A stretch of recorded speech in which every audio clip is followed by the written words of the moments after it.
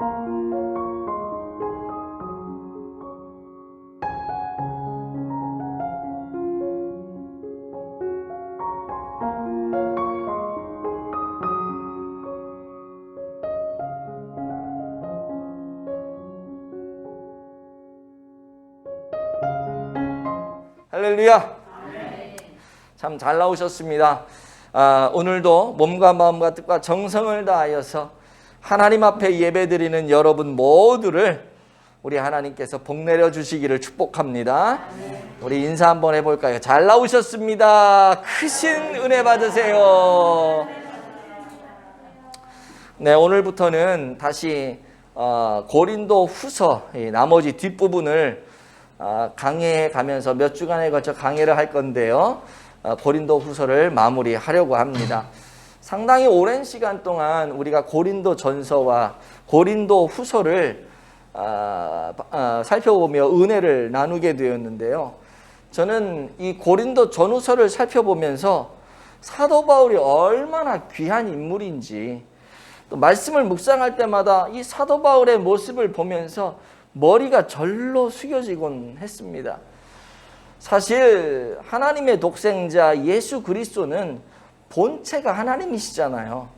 그분은 거룩하시고 흠이 없으시고 깨끗하시고 그냥 그분을 대할 때마다 머리가 숙여지는 것은 당연한 일인데, 어찌 보면 사도 바울은 저나 여러분과 같은 똑같은 사람 아닙니까?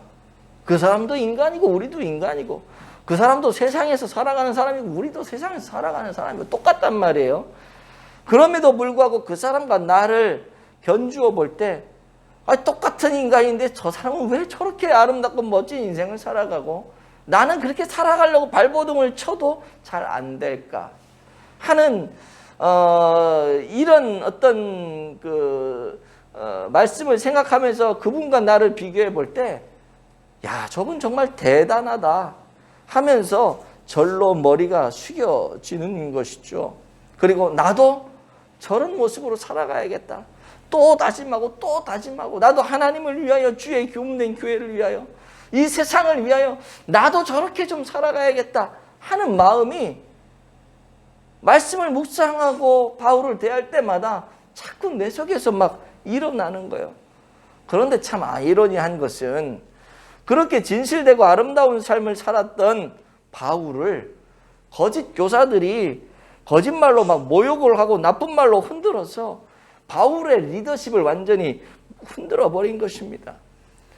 바울을 통해 은혜를 받은 고린도 교인들이 거짓 교사들의 말을 듣고 바울이 가짜라고 생각을 하는 거죠. 바울의 말도 믿지 못할 뿐더러 바울의 말을 통해서 복음을 받았는데, 그래서 믿음이 생겼는데 자기들 안에 있는 그 믿음마저도 뿌리채 막 흔들려 버리는 거예요. 생각을 해보세요. 내가 믿고 따랐던 분을 통해 하나님의 은혜를 만끽하며 누렸는데 그분이 잘못된 사람이었다, 그분이 이단이었다 라고 하는 것들을 알게 됐을 때 그때 찾아오는 실망감은, 이건 뭐 한도 끝도 없을 정도로 말할 수 없는 실망감이 찾아올 것 아니겠습니까?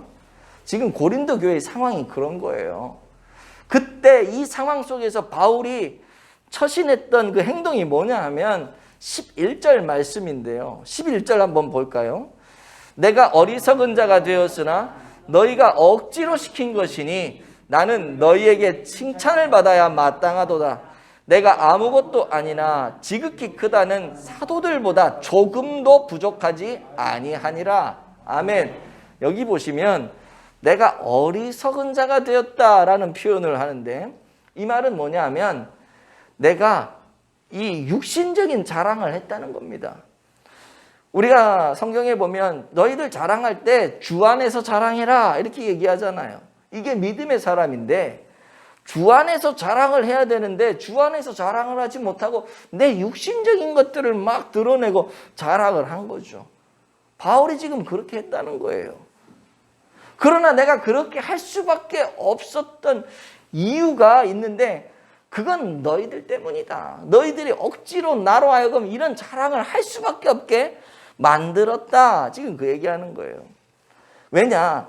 너희들이 거짓 교사들에게 속아 넘어가가지고 나를 완전히 이상한 사람 취급하고 거짓 사도랑 똑같이 취급을 하고 나의 사도성을 다 부인하고 내가 전하는 그리스도의 복음까지 막 부정을 하면서 그리스도의 핏값으로 사신 이 하나님의 교회 고린도 교회가 이렇게 어려움에 처하게 되는 것을 보니까 나도 어쩔 수 없이 그러면 내가 그들보다 낫다는 것들 물리적인 증거를 나도 돼야 되기 때문에 어쩔 수 없이 나의 사도성을 변호했고 어쩔 수 없이 나도 세상적인 내 자랑을 할 수밖에 없었다. 그런 얘기를 하고 있는 거죠. 저는 이 말씀을 묵상을 하면서 이런 생각했어요. 야, 바울에게 있어서는 바울이라고 하는 사람에게 있어서 바울 자신은 살든지 죽든지 높아지든지 낮아지든지 욕을 먹든지 모욕을 당하든지 그런 것들은 사도 바울에게 전혀 중요하지가 않구나. 그럼 뭐가 중요하느냐? 그리스도의 핏값으로 사신 주님의 몸된 교회가 바로 세워지는 거. 그게 사도 바울에게 있어서는 가장 중요한 삶의 목적이었다라고 하는 것이죠. 그가 살아가는 이유는 주님과 주님의 교회, 그것이 목적이었어요. 살아도 교회를 위하여, 죽어도 교회를 위하여. 할렐루야. 아멘. 이것이 바울의 삶의 목적이라는 거예요. 이것이 교회를 향한 바울의 헌신이었어요. 여러분 얼마나 아름다워요. 그렇다면 우리가 살아가는 목적, 하나님의 교회를 향한 우리의 헌신은 어떠합니까, 여러분? 간절히 바라기는 주님과 주님의 교회를 위함이 우리의 삶의 목적, 살아가는 이유가 될 수 있기를 축복합니다. 아멘. 그리고 이 땅에서 주님의 교회를 든든히 세워나가기 위해 아름다운 헌신을 하는 그런 성도들이 다 되어지기를 축복합니다. 아멘.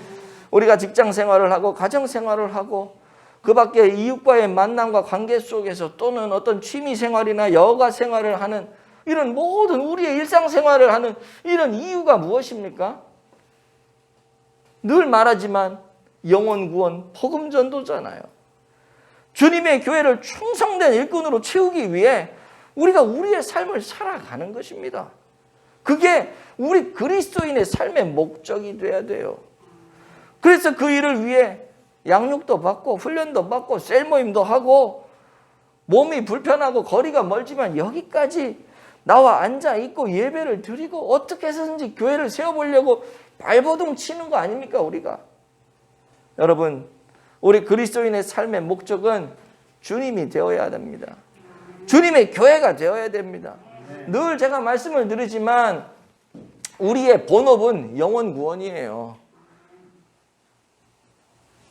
여러분들이 지금 직장 생활하는 그것이 여러분의 본업이 아니고 그거는 부업이고 진짜 우리의 직업은, 본업은 영혼 구원이라는 사실을 꼭 기억을 하시기 바랍니다. 아멘. 무엇을 해도 내가 영혼 구원을 위해서 하는 거예요.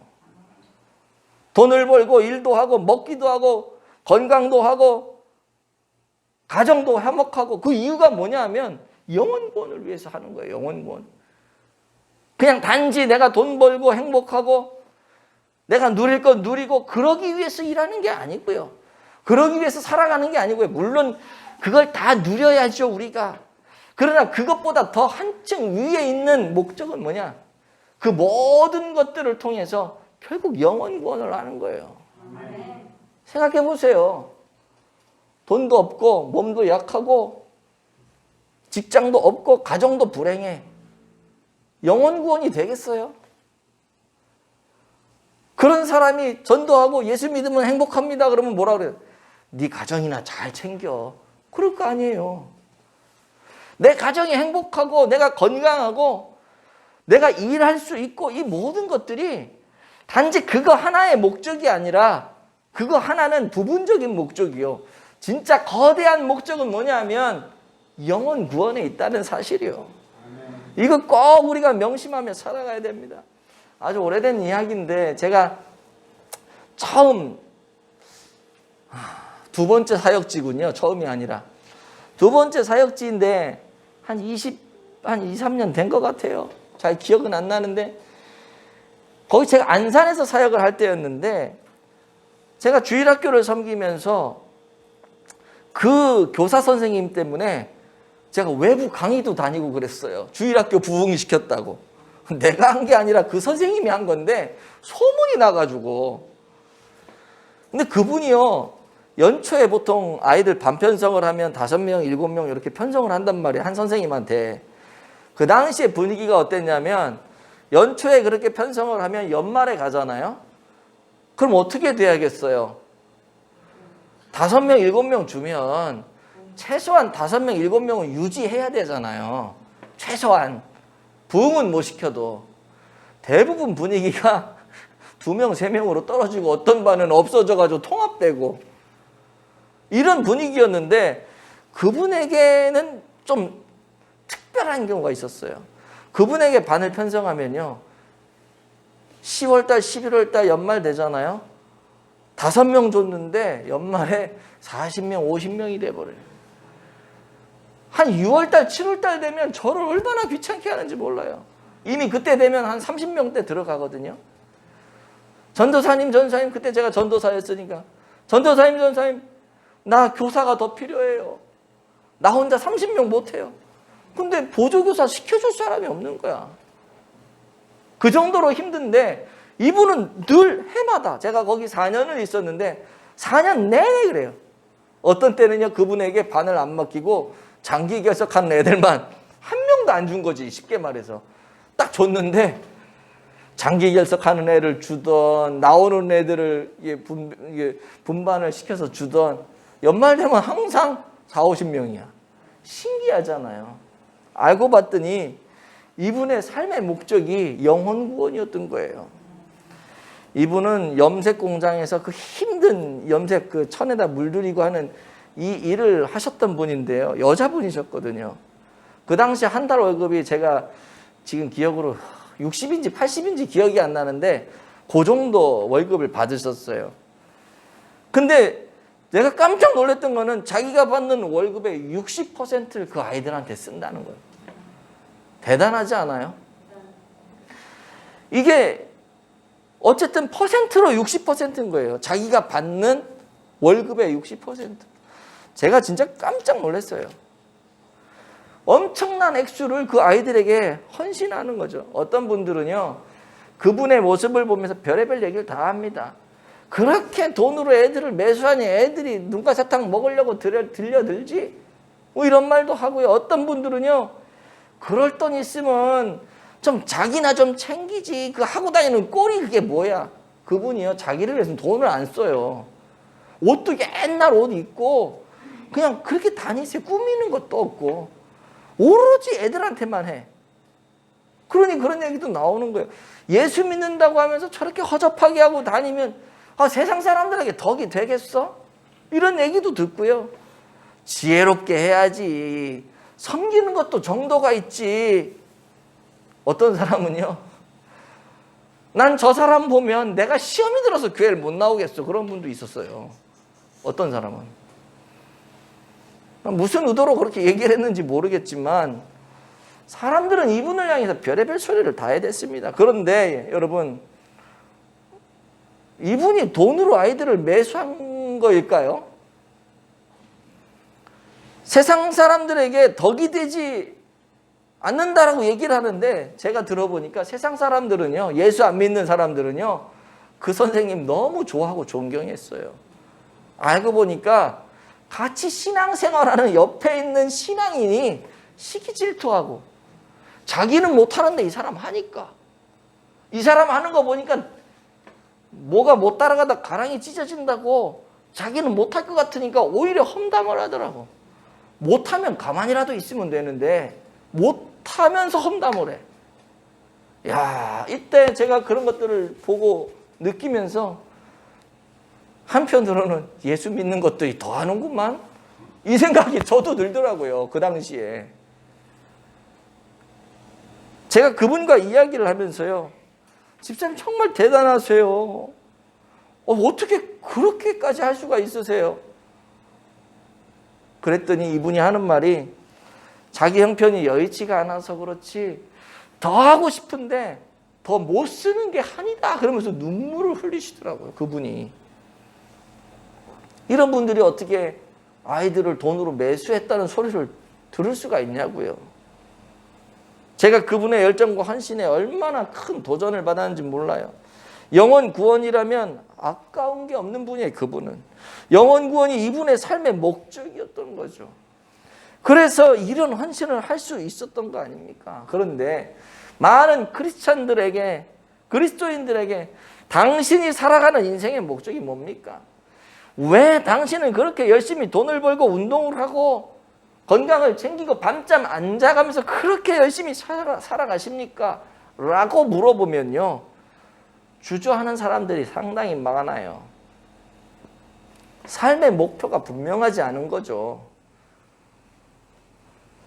여러분, 우리가 오늘 존재하는 이유는 우리 주님과 우리 주님의 교회를 위해 존재한다는 사실을 오늘 말씀을 통해 다시 한번 확신할 수 있기를 축복합니다. 우리는 하나님의 영광을 위해 주님의 교회를 위해 살아가야 하는 그런 존재들이에요. 때문에 어리석다는 말을 들어도, 비아냥거리는 소리를 들어도 아랑곳하지 않고 주님의 교회를 위해 헌신하고 충성해야 할 줄로 믿습니다. 일전에 제 그 친구 목사가 백령도에서 목회를, 지금은 이제 백령도에 나왔지만 목회를 하는 친구가 있었는데, 그 친구가 이런 이야기를 한 적이 있어요. 백령도의 목욕탕을 경영하며 힘들게 살아가는 어떤 분이 계시는데, 이분이 그 백령도 그 군부대 출신의 그런 사람이라는 거죠.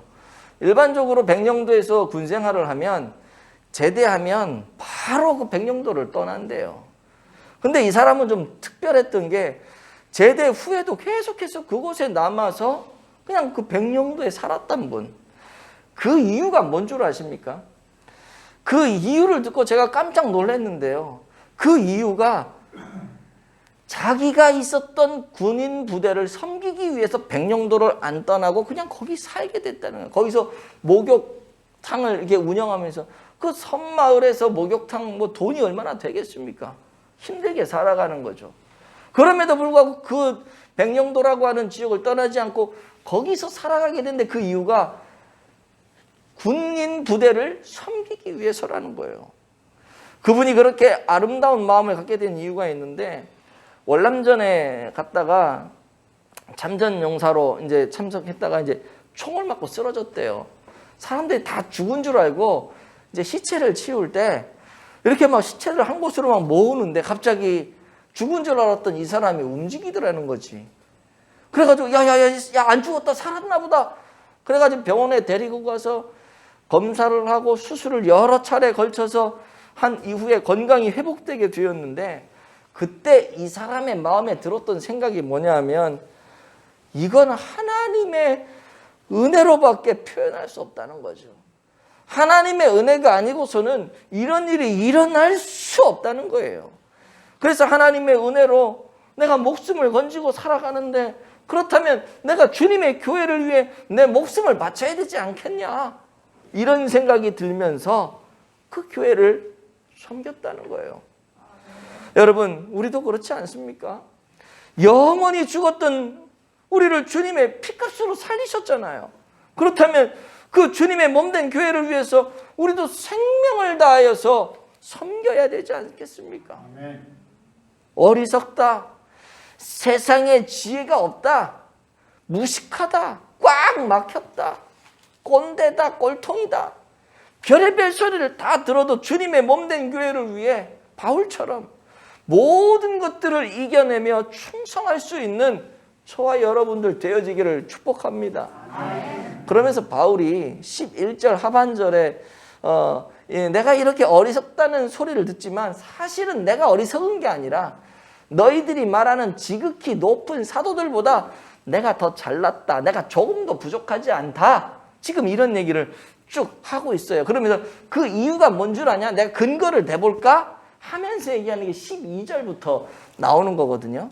12절, 13절을 우리 한번 보도록 하겠습니다. 제가 읽어드릴게요. 사도의 표가 된 것은 내가 너희 가운데서 모든 참음과 표적과 기사와 능력을 행한 것이라. 내 자신이 너희에게 폐를 끼치지 아니한 일밖에 다른 교회보다 부족하게 한 것이 무엇이 있느냐? 너희는 나의 이 공명하지 못하는 것을 용서하라. 아멘. 바울은 자기가 지극히 큰 사도들보다 조금도 내가 부족하지 않다. 내가 딸리지 않는다. 그 이유를 다른 데서 찾는 것이 아니라 바로 너희들이 증인 아니냐. 지금 그런 얘기를 하는 거죠. 너희들이 알다시피 나 바울이 고린도에 있을 때 너희들의 모습을 보면서 얼마나 내가 많이 참았냐. 내가 얼마나 많이 인내했냐. 그것을 오늘 성경에서 뭐라고 표현하냐면 모든 것을 다 참았다. 이렇게 표현을 하는 거예요. 내가 참는 거 니들이 보지 않았냐는 거죠. 그리고 바울이 손을 얹고 기도하면 뭐 표적이 일어나고 기사가 일어나고 능력이 나타나고 이런 거 니들 눈앞에서 내가 다 행하지 않았냐. 하나님이 그런 놀라운 능력을 보여주시지 않았냐. 너희들 다 봤잖아. 더군다나 내가 너희에게 언제 폐를 끼친 적이 있냐? 내가 너희들에게 언제 너희들을 힘들게 한 적이 있냐? 없다는 거죠. 그러면서 하는 말이 다른 교회들보다 너희들에게 부족하게 한 일이 있다면 내가 부족하게 한 것 없고 폐 끼친 게 없지만 굳이 내가 찾아서 그런 게 있다면 너희들에게 폐를 끼치지 못한 거. 그러니까 나는 너희들에게 폐 끼친 적이 한 번도 없고 잘못한 게 하나도 없다고 얘기하는 거죠. 다른 교회들은 가가지고 다 폐를 끼치고 헌금을 거뒀고 했는데 내가 너희들에게는 유일하게 못한 게 있는데 너희들한테 폐를 끼치지 못한 거, 유일하게 못한 거 그거 하나다. 그러면서 이 고린도 교회 성도들의 우둔함을 풍자하고 있는 그런 내용이 오늘 본문에 나와요. 이처럼 사도 바울은 고린도 교회에 폐를 끼치지 않았을 뿐더러 엄청난 자기 헌신과 성령의 놀라운 역사들을 행하며 살았던 사람입니다. 그러니 그들이 얘기하는 지극히 높은 사도들보다 전혀 부족하지 않죠. 부족하지 않은 정도가 아니라 훨씬 뛰어난 사도죠.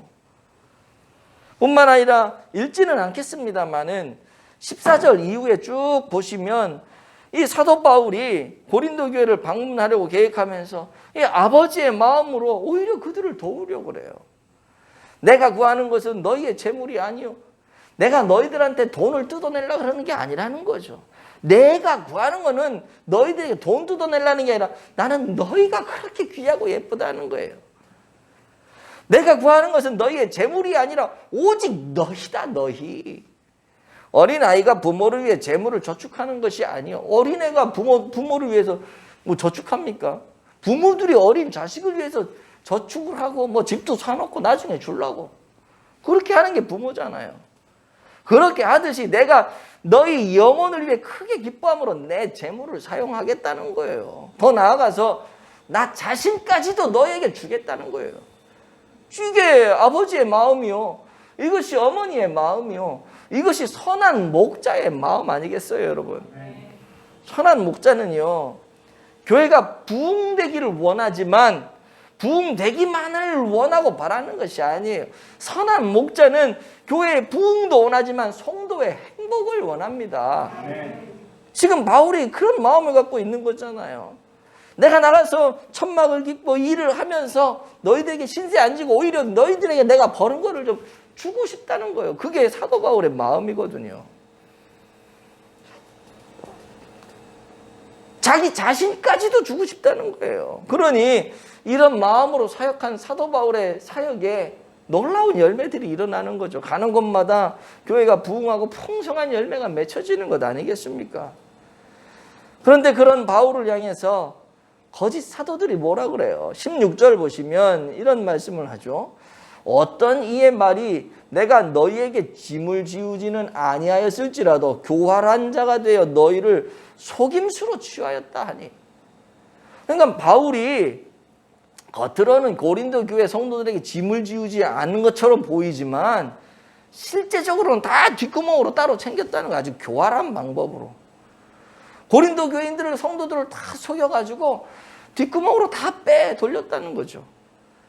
왜 이런 말이 생겼냐 하면 여러분도 아시다시피 예루살렘 교회가 그 흉년으로 가뭄으로 어려움에 처했을 때 유럽의 교회들이 막 구제연금을 모아가지고 이제 사도 바울을 통해 보냈잖아요. 그때 고린도 교회 성도들도 헌금을 했거든요. 많이 했죠. 근데 그거 갖고 얘기하는 거예요. 바울이 볼 때는 되게 성실하게 살아가는 것 같고 너희들에게 피해를 안 주려고 자비량으로 살아가는 것 같고 애를 쓰지만 야 그런 헌금들 모아가지고 다 지가 뒤로 다 챙겨 먹은 거예요. 이런 얘기를 하는 거예요. 거짓 사도들이. 바울이 그 얘기를 들었을 때 얼마나 억장이 무너지겠어요. 얼마나 속이 상하겠어요.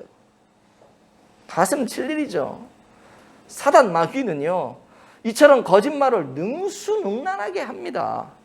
그래서 교회 안에도 이렇게 거짓말하는 사람들이 막 생기게 만들어요. 근거도 없이 이런 얘기하고 저런 얘기. 그래서 목사님과 성도들 사이에 이간질을 시키고 성도와 성도 사이에 이간질을 시키고 교회를 어렵게 만들고 이게 사단이 하는 짓이거든요. 거짓말의 앞잡이 아닙니까? 여러분 사단에게 농락당하지 않기 위해서 우리가 늘 깨어 기도해야 되는 줄로 믿습니다. 그래서 사도 바울이 이런 얘기를 듣고 너무 억울하잖아요. 열심히 일해놓고 이게 뭐예요? 나 자신까지 드리겠다고 헌신해놓고 이게 지금 무슨 일이에요? 그래서 바울이 고린도 교인들에게 나 바울 자신은 물론이거니와 내가 보낸 모든 사람들은 그런 사람이 없다. 깨끗하다. 이런 걸 편지를 통해서 보여주거든요. 그게 17절, 18절 말씀이에요. 한번 볼까요? 내가 너희에게 보낸 자 중에 누구로 너희의 이득을 취하더냐? 이득을 취한 사람 없다는 거잖아. 그죠? 누가 내가 너희에게 보낸 사람 중에 누가 이득을 취했냐? 없다는 거예요. 18절에도 내가 디도를 권하고 함께한 형제를 보내었으니 디도가 너희의 이득을 취하더냐? 우리가 동일한 성령으로 행하지 아니하더냐? 동일한 보조로 하지 아니하더냐? 근데 왜 이렇게 말이 많냐 이거죠. 내가 보낸 모든 사람들 나를 비롯해서 디도도 그렇고 모든 동역자들이 이득을 취하려고 한 사람이 하나도 없다는 거예요. 너희들이 알지 않느냐. 우리가 동일한 성령으로 일하지 않았냐. 너희들이 알지 않느냐. 우리가 일하면서 뭐 티각태각 발이 안 맞지 않고 동일한 보조로 잘 착착착착 하나님의 은혜 가운데 행하지 않았느냐. 너희들이 알지 않느냐. 근데 왜 이런 말에 넘어가느냐는 거죠. 우리는 하늘을 향하여 한 점 부끄러움이 없다는 거예요. 그래서 고린도 교인들이 바울의 이 편지를 읽고 우리가 저 사람들의 말을 듣고 바울을 오해했는데 그게 아니었구나. 바울이 거짓이 아니라 저 사람들이 거짓이었구나. 저 사람들이 나쁜 인간들이었구나. 이런 나쁜 놈들 하면서 다시 그들의 신앙을 회복하고 고린도 교회를 아름답게 세운 줄로 믿습니다. 사랑하는 여러분, 마귀는 사도 바울처럼 훌륭한 사람도 무너뜨리려고 애를 써요. 예수님까지 시험해가지고 예수님까지 무너뜨리려고 했던 이 사단이 사도 바울은 물론이오니와 저와 여러분은 뭐 오죽하겠습니까? 때문에 사단이 우리의 마음을 틈타지 못하고 우리 교회 안에 들어오지 못하도록 늘 우리가 경계하고 조심하고 기도함으로 말씀으로 늘 깨어 있어야 하는 줄로 믿습니다. 혹시라도 그런 조짐이 보이면 권변하고 쫓아내야죠. 아가서 2장 15절 말씀에 이런 말씀이 있어요.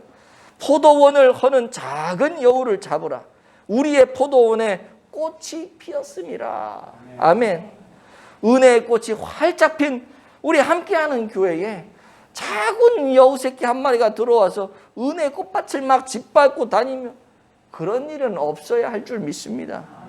뿐만 아니라 에베소서 4장 27절에도 마귀로 틈타지 못하게 하라 그러셨는데 마귀에게는 한 발도 디딜 틈을 우리가 줘서는 안 돼요. 어떻게 하면 그럴 수 있을까요?